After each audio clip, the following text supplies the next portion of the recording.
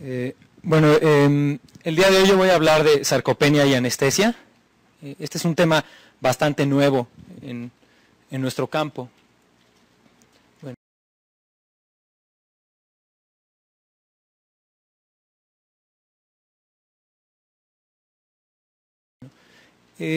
Si se nos pidiera que evaluáramos a simple vista a este personaje de Picasso que está a la derecha, sin más estudios de laboratorio, sin estudios de gabinete, sin ningún otro estudio, yo creo que la mayoría coincidiríamos en que este paciente luce frágil y que muy probablemente no está en las condiciones óptimas para ser llevado a cirugía. Independientemente de que esa valoración sea subjetiva, no la hace menos cierta. Bueno, la masa muscular cambia con la edad. Aquí vemos un corte tomográfico a nivel del muslo de un paciente joven y activo, en donde se aprecia mucho mayor proporción de músculo con respecto de la grasa, y en cambio en el paciente viejo y sedentario se observa no solamente una menor proporción de músculo, sino también infiltración grasa en el músculo. Los nuevos estudios sobre la masa muscular nos han permitido tener en ella una nueva herramienta para la evaluación preoperatoria, que es lo que ha mejorado la mortalidad en las últimas décadas, a raíz de nuevos estudios para la prevención y el manejo del riesgo perioperatorio. Bueno, el músculo es la fuente de la fuerza y por lo tanto de la independencia. La mayoría de los pacientes que tienen sarcopenia, que son frágiles, se distinguen por padecer este síndrome biológico de disminución de la reserva y la resistencia a los factores de estrés, que resulta del declive acumulado de varios sistemas fisiológicos y causa vulnerabilidad a las circunstancias adversas. Este síndrome de fragilidad tiene una definición un poco laxa aún. La definición puede no estar perfectamente acotada todavía por algunos criterios clínicos. Hay pacientes que de manera subjetiva lucen frágiles y con eso basta para tomarlos en cuenta dentro de este grupo de mayor riesgo. Entonces, se ha observado que la pérdida de fuerza a lo largo de la vida se asocia con mayor mortalidad, especialmente después de los 60 años. Esta gráfica es de un estudio que empezó en 1958 en Baltimore y fueron alrededor de 1000 pacientes que se siguieron entre 25 y 30 años, en los que se midió, entre otras cosas, la composición corporal por distintos métodos y también la fuerza.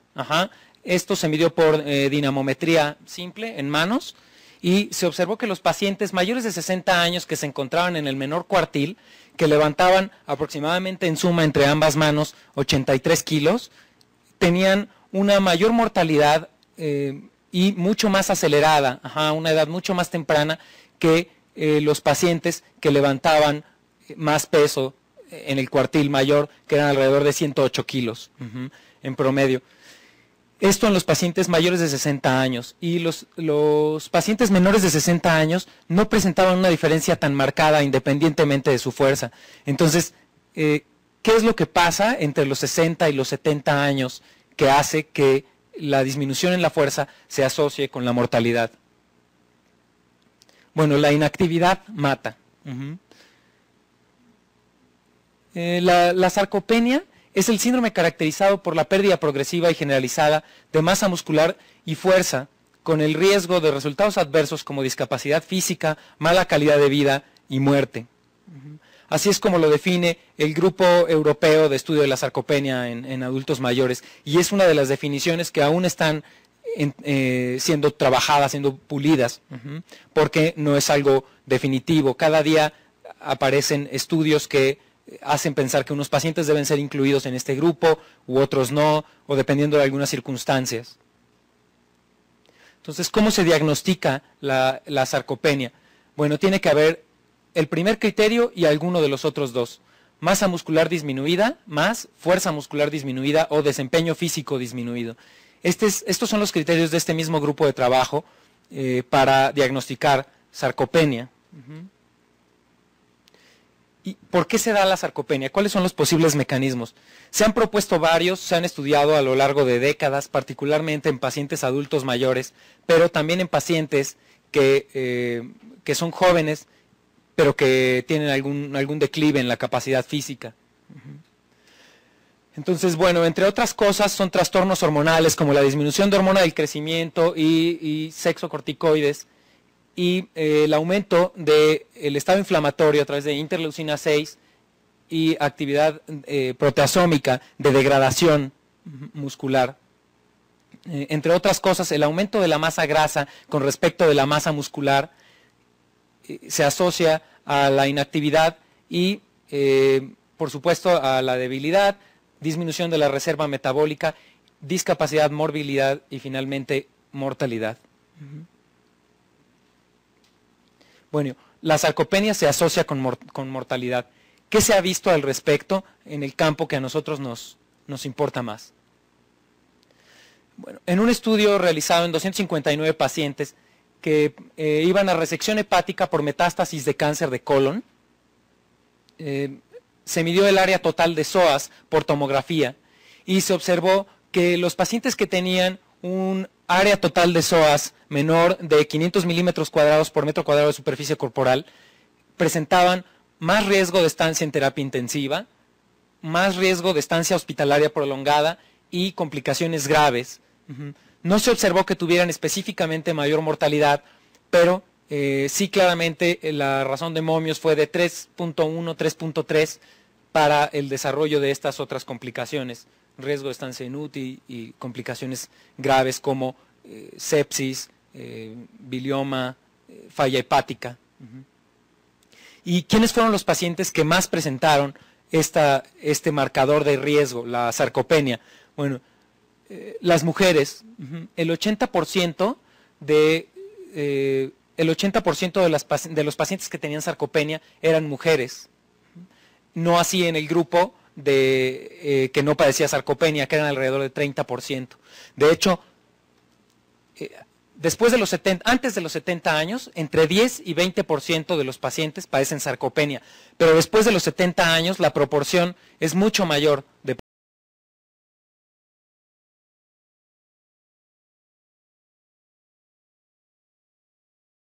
pacientes que padecen sarcopenia. Entonces, algo pasa, un evento crítico pasa en esta etapa de la vida que los predispone a esta pérdida de masa muscular y desarrollo de fragilidad y, por supuesto, de enfermedades concomitantes.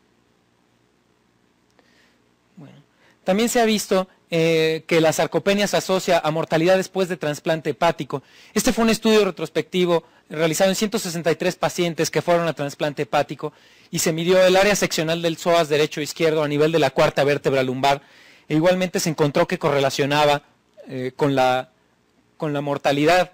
Particularmente aquí esta razón de riesgos se observa que la mediana fue 1.91, pero por debajo de la mediana se eleva de manera exponencial la razón de riesgos para la muerte en pacientes que fueron sometidos a trasplante hepático. Y esta gráfica es importante que nos familiaricemos con ella porque es una gráfica que se utiliza de manera recurrente en este tema de la sarcopenia. Bueno, aquí vemos los pacientes que fueron llevados mismos a trasplante hepático y cómo fue su sobrevida a 3 años.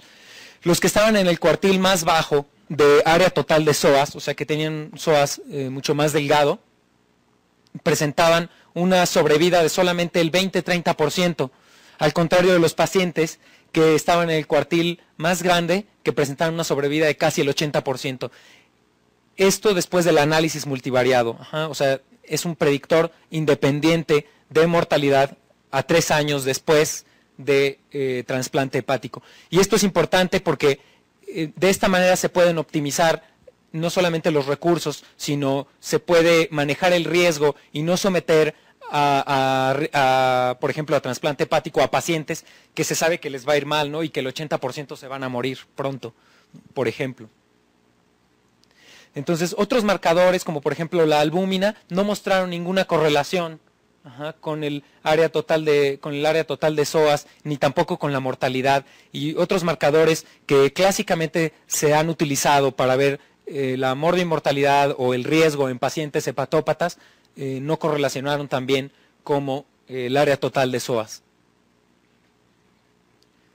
Bueno, igualmente en pacientes cirróticos, independientemente de que vayan o no a cirugía, se ha asociado que el desgaste muscular, o sea, la sarcopenia, se asocia a mayor mortalidad. Este fue un estudio en donde se vio la sobrevida de pacientes a 24 meses con sarcopenia y sin sarcopenia, y claramente se aprecia la diferencia, igualmente aún después del análisis multivariado, cómo correlaciona con la mortalidad a 2 años. Ahora, esta es otra manera que hay de medir la sarcopenia. No solamente se fijan en el área total de psoas, sino en un corte tomográfico a nivel de la tercera o cuarta vértebra lumbar, se mide todo el tejido que tenga densidad de músculo. Entonces, por ejemplo, se desechan las áreas de músculo que están infiltradas de grasa.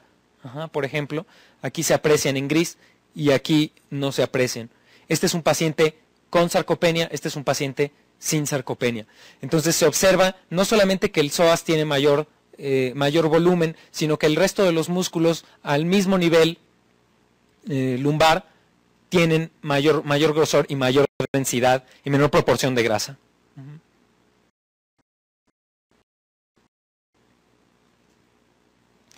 En cirugía para reparación de aneurisma aórtico abdominal y sarcopenia, también se vio en un estudio con 262 pacientes sometidos a reparación abierta que tenían 69 años más menos 10, el área total de psoas a nivel de la cuarta vértebra lumbar, y se realizó análisis multivariado para correlacionarlo con la mortalidad.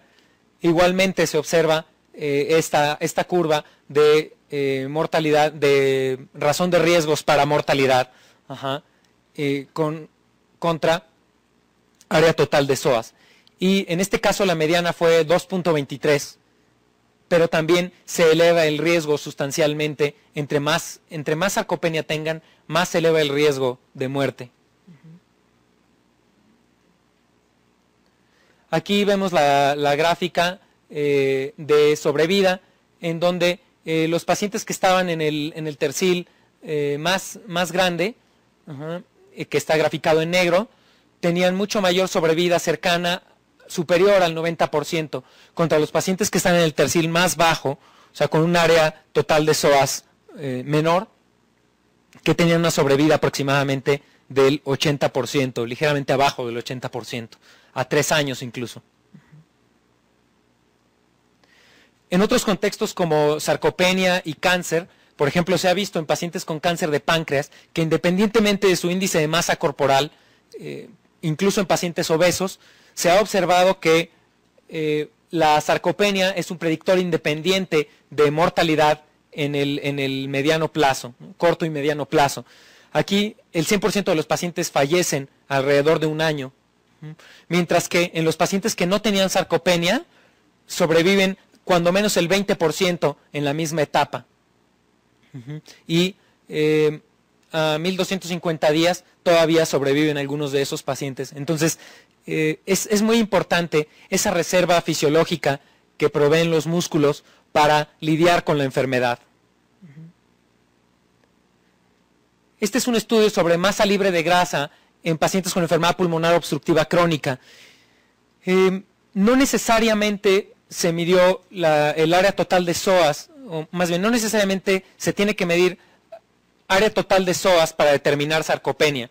También se han utilizado otros marcadores como bioimpedancia, que además es un método relativamente barato para determinar a los pacientes que tienen sarcopenia. Y aquí vemos que cuando los pacientes están en etapa subclínica de la enfermedad pulmonar obstructiva crónica, tienen mucho mayor masa libre de grasa que los pacientes que van progresando en la enfermedad, con diferencia estadísticamente significativa entre estos grupos. Entonces, los pacientes con enfermedad pulmonar obstructiva crónica más avanzada, en etapa de mayor deterioro, tienen mayor proporción de grasa con respecto del músculo que los pacientes que están en mejor estado clínico. En cambio, otros marcadores como el índice de masa corporal no presentan no son sensibles a esta diferencia, ¿no? Entonces, los pacientes que están en etapa preclínica o en etapa terminal de la enfermedad pueden tener el mismo índice de masa corporal y no se observa diferencia. Entonces, bueno, aquí esta es una gráfica también de pacientes con enfermedad pulmonar obstructiva crónica y su desempeño físico en la prueba de caminata de 6 minutos y graficado contra la masa libre de grasa. La prueba de caminata de 6 minutos es una de las herramientas para la evaluación preoperatoria más útiles que tenemos porque es muy sencilla de realizar, es barata y predice con relativa confiabilidad el desempeño cardiovascular de los pacientes en cierta medida. Entonces aquí se observa que hay una buena correlación entre la caminata de 6 minutos y la masa libre de grasa. Los pacientes que tenían menor masa libre de grasa, o sea, se asume con mayor sarcopenia, tenían un peor desempeño, incluso por debajo de los 250 metros en la prueba de caminata de 6 minutos.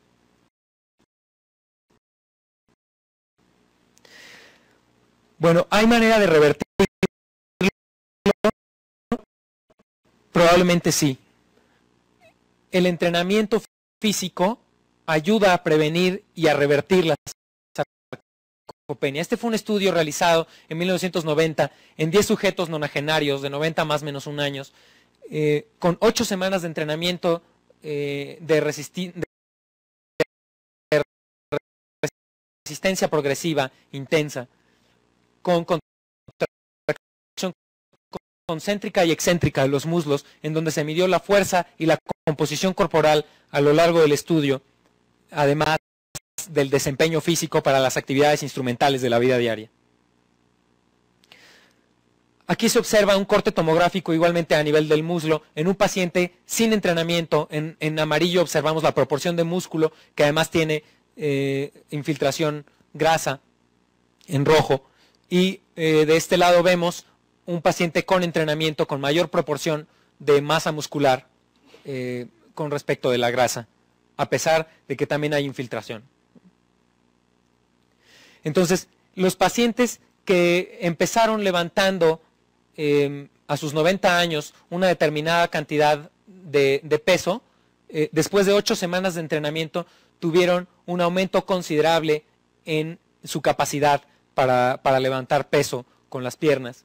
Y el porcentaje de aumento en el músculo, medido por tomografía y graficado en porcentaje sobre el eje de las Y, se ve cómo aumenta desde 0 en algunos pacientes hasta 30 o 40% en otros.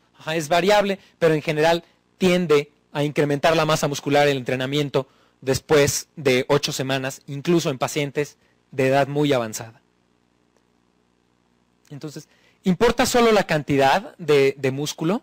Bueno, la sarcopenia se refiere no solamente a la disminución de la masa muscular, sino a la disminución de la fuerza también. La fuerza está íntimamente ligada a la composición del músculo, particularmente la proporción de fibras tipo 2 contra tipo 1, que las tipo 2 son fibras de potencia y las tipo 1 de resistencia. Las fibras tipo 2 de potencia son las que permiten, por ejemplo, reacciones rápidas, que son las que ayudan a evitar caídas en los ancianos o a las actividades instrumentales de la vida diaria con mayor facilidad. Esta es una biopsia de muslo en un paciente en terapia intensiva que no tiene miopatía del paciente en estado crítico, que si bien no hay que confundirla con sarcopenia, llama la atención que el paciente que tiene miopatía del enfermo en estado crítico presenta una disminución del área seccional de las fibras tipo 2 y además una pérdida de esa proporción. Entonces, la calidad del músculo también importa.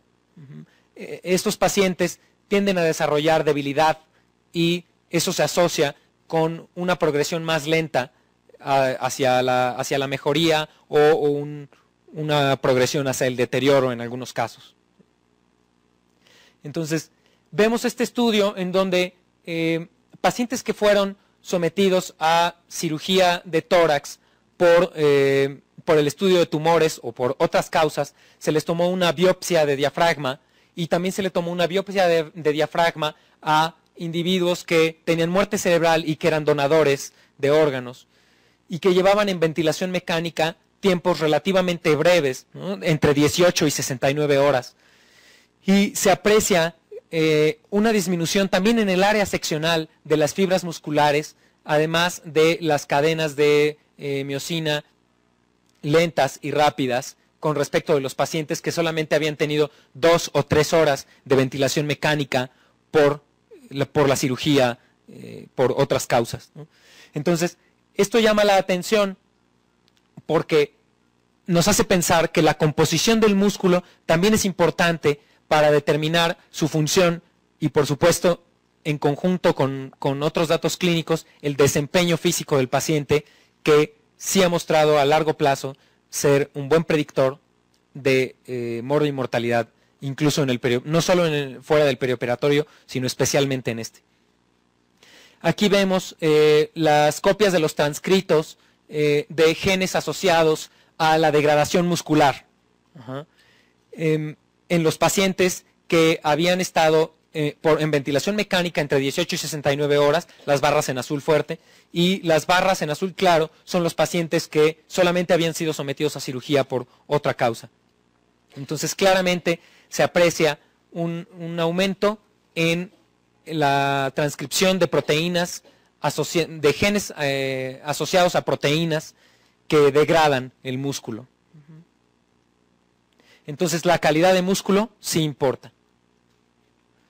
Algunas preguntas que surgen de la unión de estos dos campos, el estudio de la sarcopenia y el riesgo perioperatorio, podrían ser si la sarcopenia es un marcador útil de riesgo perioperatorio en otros tipos de cirugía, como cirugía de tórax, ortopedia, oncológica, etcétera. ¿Y cuál es el mejor índice de sarcopenia? Hay quien lo mide con área total de psoas a nivel de la tercera lumbar, de la cuarta lumbar, a nivel de la tercera lumbar, todos los tejidos que correlacionen con densidad de músculo, como masa libre de grasa por bioimpedancia. Existen múltiples métodos y actualmente no está definido uno como el método para medir la sarcopenia. Bueno, la misma medida para todos, a todos los pacientes les afecta en la misma medida la sarcopenia. No lo sabemos, pero hay algunos datos indirectos que nos hacen pensar que no afecta de la misma manera a todos los pacientes ni en todos los tipos de cirugía. Entonces, ¿qué riesgo tiene un paciente para cada tipo de cirugía dependiendo de su grado de sarcopenia?